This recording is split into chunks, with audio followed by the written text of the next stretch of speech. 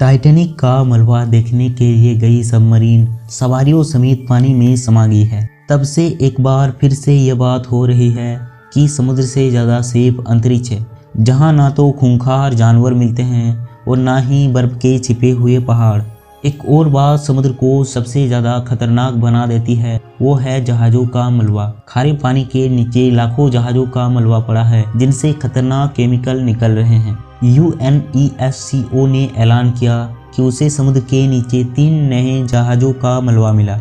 ये तीनों ही जहाज़ 1000 साल से भी ज़्यादा पुराने माने जा रहे हैं। टाइटैनिक के बारे में तो सब जानते ही हैं। कभी ना डूबने का दावा करने वाली ये शिप अपने पहले ही सफर में समुद्र की गहराइयों में समा गया, और ऐसे लाखों जहाज हैं जो अब तक समुद्र के अंदर पड़े हुए हैं।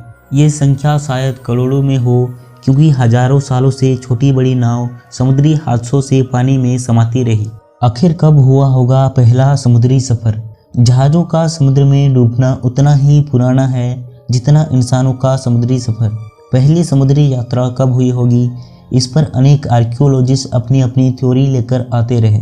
कुछ का मानना है कि प्री ह्यूमन के समय से ही समुद्री सफर शुरू हो चुका था, यानी ये बात है करीब 10,000 साल से भी ज़्यादा पुराना।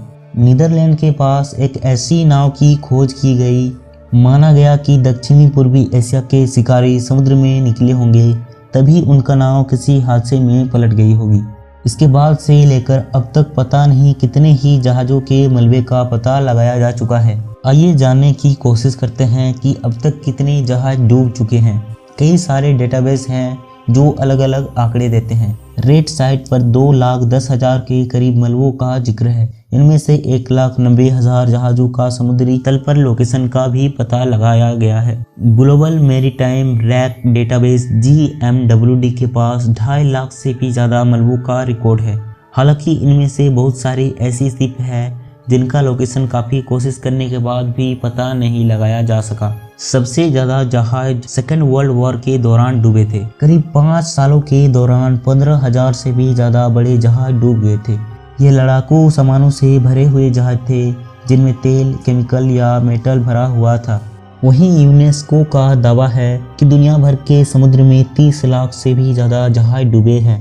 कैसे खोजा जाता है समुद्र में मलबा? यहाँ ठीक से काम करना भी बहुत मुश्किल होता है, क्योंकि गहरे पानी में समुद्र का दबाव काफ़ी होता है और रोशनी के लिए कोई उपकरण यहाँ ठीक से काम नहीं कर पाता। लिहाजा खूब एडवांस होने के बाद भी हमारी तकनीकी डूबे हुए जहाज को खोज नहीं पाती है। ये खोज अक्सर एक्सीडेंटली होती है। National ocean and atmospheric administration के अनुसार साइंटिफिक खोज के लिए किसी खास एरिया में पहुंचे हुए एक्सपर्ट किसी मलबे से टकरा जाते हैं। वैसे इसके लिए अलग उपकरण बने हुए हैं, जैसे सोनार साउंड बेस पर काम करता है और लीडार जो लेजर किरणों का इस्तेमाल करता है। क्या खारा पानी मलबे को खा सकता है? पानी के भीतर सैकड़ों हजारों सालों तक पड़े रहने पर जहाज़ों का मलबा धीरे धीरे घुलने लगता है। मिसाल के तौर पर टाइटैनिक को ही देख ले। इसके मिलने के बाद अब तक साइज में काफ़ी फर्क आया है। ऐसा क्यों हुआ होगा? इसकी वजह समुद्र का पानी नहीं, बल्कि उसमें मौजूद बैक्टीरिया हैं जो मेटल को भी खा सकते हैं। समुद्र के मलबे का कुछ हिस्सा लेकर आई टीम ने, जिसे नाम दिया गया हेलोमोनस टाइटेनिकाई, ये शिप के आयरन को तेजी से खा रहे हैं और माना जा रहा है कि अगले 10 से 15 सालों के भीतर टाइटैनिक का मलबा पूरी तरह गायब हो जाएगा। समुद्र के अंदर मलबे पड़े रहने से क्या खतरा हो सकता है? समुद्र में पड़े मलबे से खतरनाक केमिकल निकल रहे हैं। जैसा दूसरे वर्ल्ड वॉर के दौरान जो जहाज डूबे थे, उनमें तेल, बम और घातक मिसाइलें थे जो काफ़ी तबाही मचा सके। हादसे के बाद जहाज तो पानी में समा गए, लेकिन उनसे टॉक्सिन्स का निकलना बंद नहीं हुआ। रिसर्चर्स ने 2022 में खुलासा किया, इस मलबे से पेट्रोलियम से लेकर विस्फोट करने वाले केमिकल निकलकर पानी में मिल रहे हैं। डूबे हुए जहाज़ों की क्यों हो रही है तलाश? इसकी अकेली वजह है जहाज़ों के साथ डूबा गोल्ड। अमेरिकी सरकारी विभाग नेशनल ओशियन ऑफ सर्विस की माने तो समुद्र की गहराइयों में करीब 20 मिलियन टन से भी ज़्यादा सोना पड़ा हुआ है। इसकी कीमत $800 ट्रिलियन से भी ज़्यादा होगी। ये इतना ज़्यादा है कि इससे पूरी दुनिया में अमेरिका जैसे ताकतवर देश बनाए जा सकते हैं। हालांकि यह कहना मुश्किल है कि कुल कितना सोना या फिर कितने वैल्यू की कीमत सामान समुद्र में खो चुका है। अक्सर बड़े डूबे हुए जहाज़ों के आधार पर इसकी गणना हो रही है।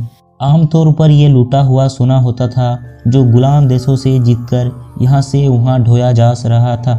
डूबने के हादसे के साथ ही इसकी खोज शुरू हो जाती है, लेकिन अब तक इसकी कोई कामयाबी नहीं मिल सकी।